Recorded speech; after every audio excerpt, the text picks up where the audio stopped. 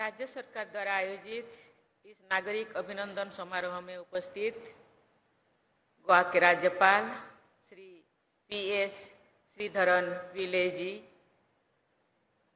राज्य के मुख्यमंत्री डॉक्टर प्रमोद सावंत जी, केंद्र सरकार में पोर्ट्स, शिपिंग और वाटरवेज तथा टूरिज्म राज्य मंत्री श्रीपाद येसो नायक जी, नेता प्रतिपक्ष श्री यूरी ओलेमाओ जी, अन्य जनप्रतिनिधिगण, देवियों और स्वजनों, तुमकांग सगल्या माये मागोज नमस्कार।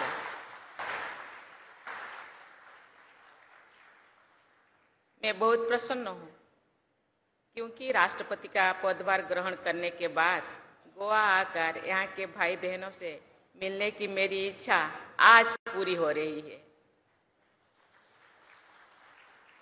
मैं गोवा के 15 लाख निवासियों को हार्दिक शुभकामनाएं देती हूँ। जिस उत्साह और प्रेम के साथ आज सबने मेरे स्वागत किया है, उसके लिए मैं हृदय से धन्यवाद व्यक्त करती हूँ। आज गोवा के फॉरेस्ट राइट्स एक्ट के प्रावधान के अनुसार शोधन प्राप्त करने वाले लोगों को मैं बधाई देती हूँ। मुझे बताया गया है कि गोवा में बहुत समृद्ध फॉरेस्ट कवर है। ये गोवा की अमूल्य प्राकृतिक संपत्ति है। इस संपत्ति को बचाना भी है। साथ ही जंगल पर आधारित जीवन यापन करने वाले जनजातीय तथा अन्य समुदायों की परंपराओं को संरक्षित करते हुए उनको आधुनिक विकास में भागीदारी भी बनाना है। पश्चिमी घाट के घने जंगल अनेक वन्य जीवों के नेचुरल हैबिटेट है।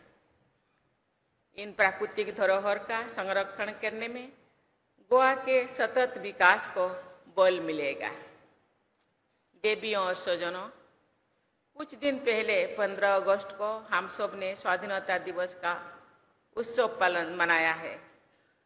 इस संदर्भ में ये याद करना स्वाभाविक है कि 18 जून को गोवा के सभी निवासी क्रांति दिवस मनाते हैं। वर्ष 1946 में 18 जून को डॉक्टर राम मनोहर लोहिया ने एक विशाल जनसभा में गोवा के लोगों में तत्कालीन शासन के दमन के खिलाफ निर्णायक क्रांति का आह्वान किया था। अंततः 19 दिसंबर 1961 के दिन गोवा में विदेशी हुकूमत का अंत हुआ था। उस दिन डॉक्टर लोहिया सहित गोवा और समस्त भारत के स्वाधीनता सेनानियों का सपना पूरा हुआ था। यहाँ आने से पहले आजाद मैदान में गोवा की स्वाधीनता के लिए अपने प्राणों की आहुति देने वाला बलिदानी वीरों को सादर पुष्पांजलि अर्पित करने का मुझे सौभाग्य मिला। सभी देशवासियों की ओर से मैं एक बार फिर उन वीरों के सम्मान में नमन करती हूँ, श्रद्धा सुमन अर्पित करती हूँ। देवियों और स्वजन, आज से लगभग 15 दिन पहले 7 अगस्त को पुडुचेरी के निवासियों ने मेरा नागरिक अभिनंदन किया था। पहले गोवा की तरह पुडुचेरी भी विदेशी शासन के अधीन था।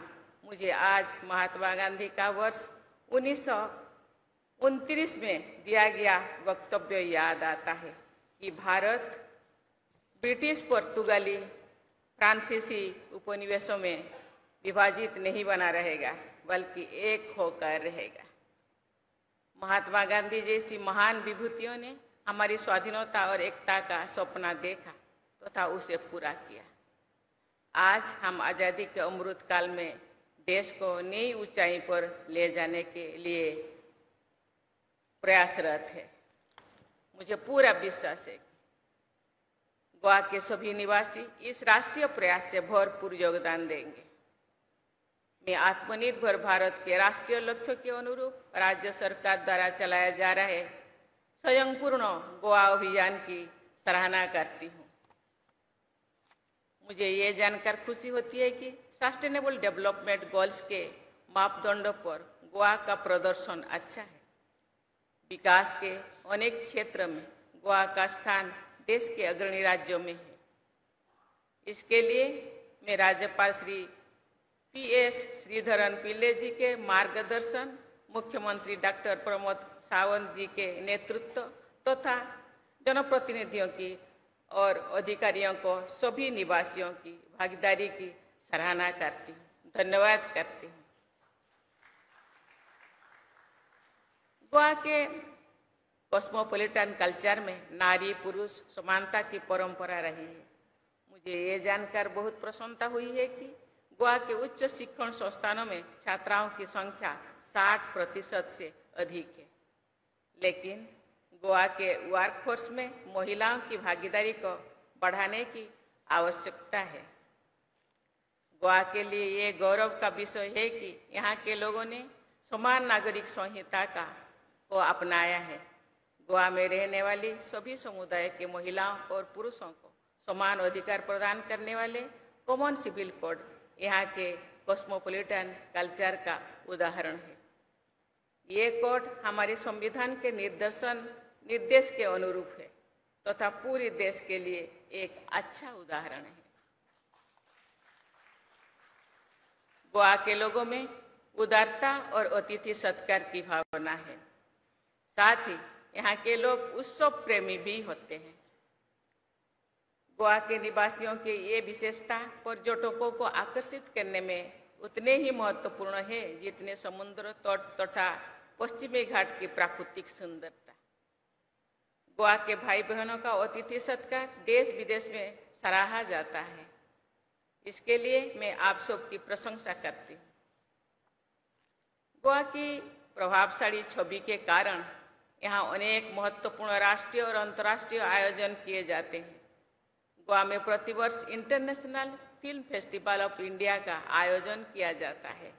ये फेस्टिवल देश विदेश के सिनेमा प्रियों के आकर्षित करता है।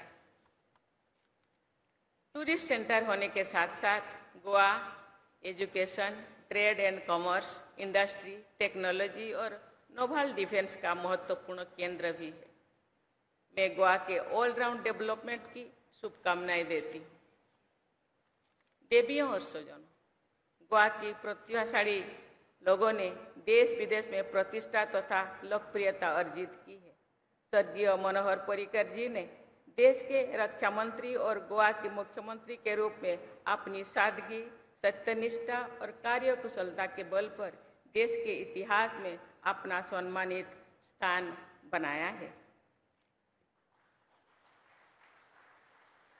हमारे मानस पटल पर उनकी स्मृति सदा बनी रहेगी।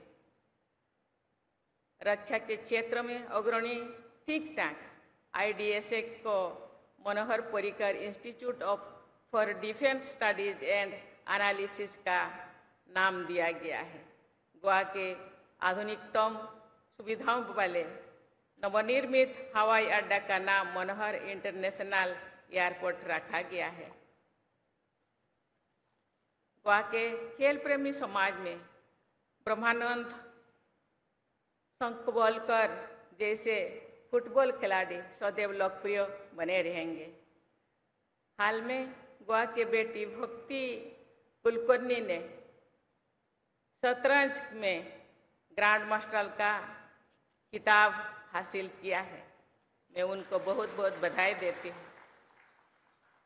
विभिन्न क्षेत्रों में अनेक प्रतिभावान लोग गोवा के पहचान को और मजबूत बनाए हैं।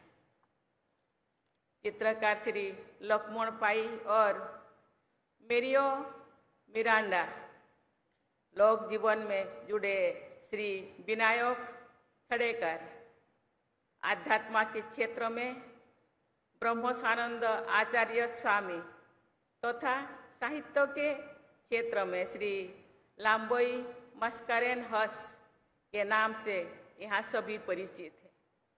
गोवा के ऐसे अनेक अन्य प्रतिभाशाली व्यक्तियों ने विभिन्न क्षेत्रों में अपना योगदान दिया है और गोवा के मान सम्मान को बहुत ऊंचा किया है। मैं उनको बधाई देती हूँ, सराहना करती हूँ।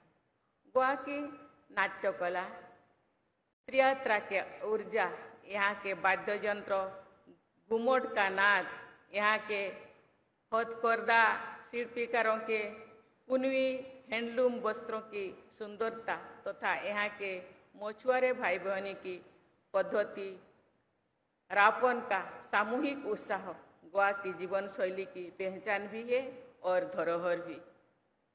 आधुनिकता को अपनाने हेतु इस परंपराओं को गोवा के जागरूक भाई बहन जीवंत बनाए रखेंगे, ये मेरी विश्वास है।